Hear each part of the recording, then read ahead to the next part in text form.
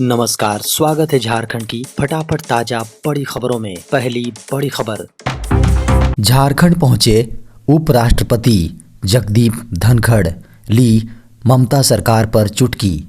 झारखंड के दौरे पर उपराष्ट्रपति रविवार को झारखंड पहुंचे। इस दौरान जमशेदपुर में एक कार्यक्रम में शामिल हुए। उन्होंने सभा को संबोधित करते हुए कहा और बंगाल सरकार पर चुटकी ली।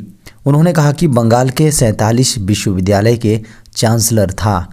इसमें से एक विश्वविद्यालय में ही दीक्षा समारोह में भाग लेने का अवसर मिला। बता दें कि जगदीप धनखड़ ने XLRI में आयोजित प्लेटिनम जुबली समारोह को संबोधित किया।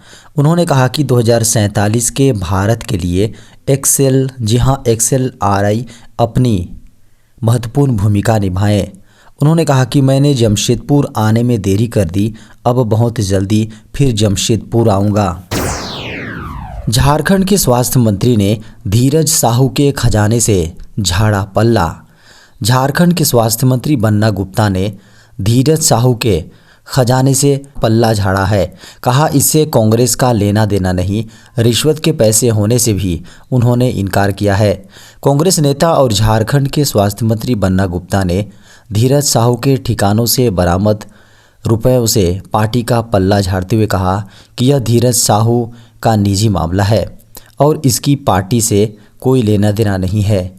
हालांकि उन्होंने धीरज साहू के पक्ष में भी बातें की और कहा ऐसा नहीं है कि उन्होंने रिश्वत के पैसे छिपा कर रखे थे, जांच चल रही है। उन्होंने कहा कि उनकी पार्टी का इससे कोई लेना देना नहीं है। बन्ना गुप्ता ने सीधे तौर पर धीरज साहू की नकदी से पल्ला झाड़ लिया है।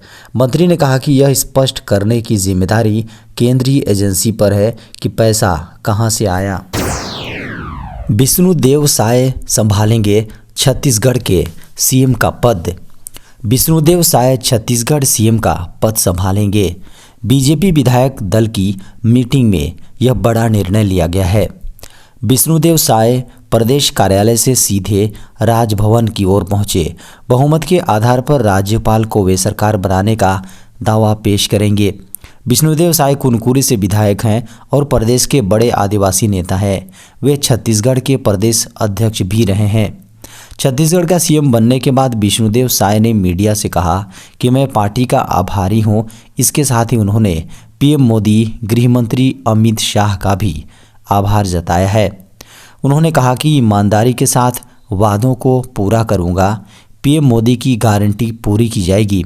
विश्वास पर खरा उतरने का पूरा प्रयास करूंगा।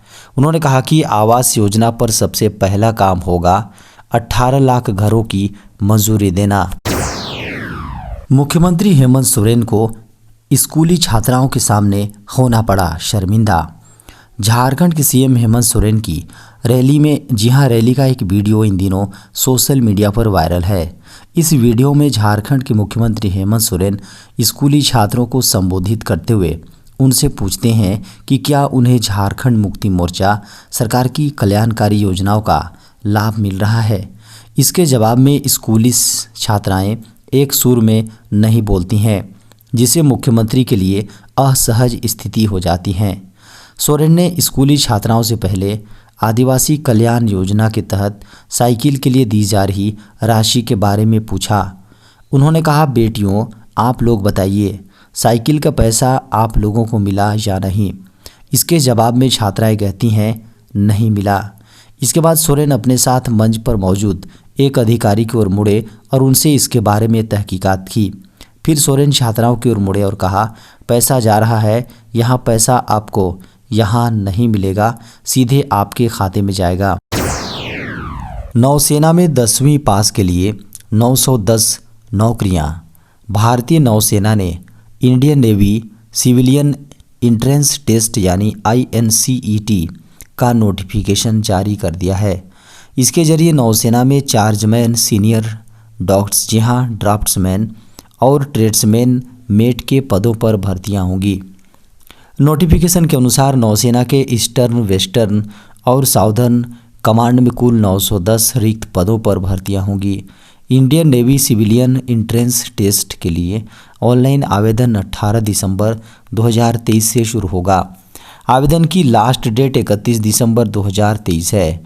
ऑनलाइन आवेदन नौसेना की वेबसाइट पर जाकर करना है। नोटिफिकेशन के अनुसार इसके लिए उम्र कम से कम 18 वर्ष और चार्जमैन व ट्रेड्समैन मेट के लिए 25 साल है। हालांकि एम्यूनिशन वर्कशॉप में चार्जमैन पद के लिए उम्र सीमा 18 से 25 साल ही है, जबकि सीनियर ड्राफ्ट्समैन के लिए पद के लिए अधिकतम उम्र सीमा 27 साल है। आरक्षित वर्ग से आने वाले उम्मीदवारों को नियम के अनुसार अधिकतम उम्र सीमा में छूट मिलेगी। चार्जमैन उम्मीदवारों के पास संबंधित ट्रेड में डिप्लोमा होना चाहिए या फिजिक्स या केमिस्ट्री या मैथमेटिक्स में डिग्री होना चाहिए। सीनियर ड्राफ्ट्समैन 10वीं पास होने के साथ ड्राफ्ट्समैनशिप में डिप्लोमा या सर्टिफिकेट कोर्स किया होना चाहिए। बता दें कि ट्रेड्समैन मेट 10वीं पास होने के साथ संबंधित ट्रेड में ITI किया होना चाहिए। सर्दियां आते ही डराने लगा कोरोना। पिछले 24 घंटे में आए 166 नए मामले। दुनिया भर में तबाही मचा चुके कोरोना वायरस ने सर्दियां आते ही फिर से भारत में अपना असर दिखाना शुरू कर दिया है। पिछले 24 घंटे के भीतर देश में कोविड-19 के संक्रमित मामलों की संख्या 166 रिकॉर्ड की गई, जिसके बाद सक्रिय मामलों की संख्या बढ़कर 895 हो गई हैं। केंद्रीय स्वास्थ्य मंत्रालय की ओर से रविवार यानी 10 दिसंबर सुबह 8 बजे तक के कोरोना संक्रमित मरीजों के आंकड़े जारी किए गए। सबसे ज़्यादा मामले केरल से दर्ज किए गए हैं। विशेषज्ञों के अनुसार सर्दी के मौसम में इन्फ्लुएंजा के मामलों के बढ़ने के साथ लोगों में खांसी, जुकाम और निमोनिया जैसे बीमारियां भी तेज़ी से बढ़ने लगती हैं। इस सब से बचने के लिए भी लोगों को एहतियाती कदम उठाने की ज़रूरत है। मीडिया की खबरों को माने तो दैनिक स्तर पर औसतन मामलों की संख्या 100 रिकॉर्ड की गई है, जो कि अपेक्षाकृत स्थिर स्थिति को दर्शाता है। खासतौर पर महामारी की शुरुआत के बाद से एक दिन में सबसे कम ताज़ा मामले इस साल जुलाई में केवल 24 दर्ज किए गए थे। केंद्रीय स्वास्थ्य मंत्रालय के आंकड़ों के अनुसार देश में कोविड-19 मामलों की कुल संख्या की बात करें तो 4.44 करोड़ हो गई हैं और इससे मरने वालों की संख्या 5,33,306 दर्ज की गई हैं। मामले की मृत्यु दर 1.19% है। राष्ट्रीय रिकवरी दर की बात करें तो यह 98.81% है। मंत्रालय के अनुसार देश में अब तक कोविड-19 वैक्सीन की 220.67 करोड़ खुराकें दी जा चुकी हैं। इस बीच देखा जाए तो मामलों में हालिया वृद्धि को लेकर मंत्रालय पूरी तरह से अलर्ट है और इस पर बारीकी से नज़र बनाए हुए है।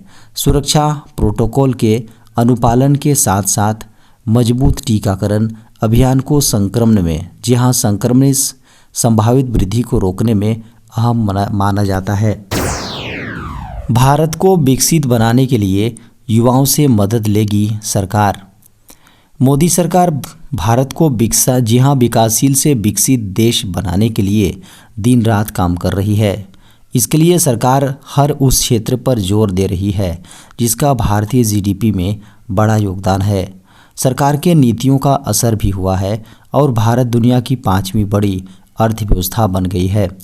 अब सरकार इसे तीसरी अर्थव्यवस्था बनाने की दिशा में काम कर रही है। साथ ही भारत को वर्ष 2047 तक विकसित राष्ट्र बनाने को लक्ष्य तय की है। भारत को विकसित राष्ट्र बनाने के लिए सरकार ने युवाओं को जोड़ने का प्लान बनाया है। इस बाबत नीति आयोग के मुख्य कार्यपालक अधिकारी BVR सुब्रमण्यन ने रविवार को कहा कि भारत को वर्ष 2047 तक विकसित राष्ट्र बनाने के अपने दृष्टिकोण को साकार करने के लिए सरकार युवाओं से सुझाव मांगेगी। युवाओं की ओर से मिले सुझाव को देश को विकसित बनाने के लिए बनने वाली योजना में शामिल किया जाएगा। उन्होंने कहा कि यह कार्यक्रम विश्वविद्यालयों और अन्य शैक्षणिक संस्थानों के माध्यम से संचालित किया जाएगा। सुब्रमण्यम ने कहा कि विकसित भारत के बारे में प्रधानमंत्री नरेंद्र मोदी युवाओं के विचार जानने के लिए सोमवार को 700 से अधिक विश्वविद्यालयों के कुलपतियों की देश भर के राजभवनों में आयोजित कार्यशालाओं को संबोधित करेंगे।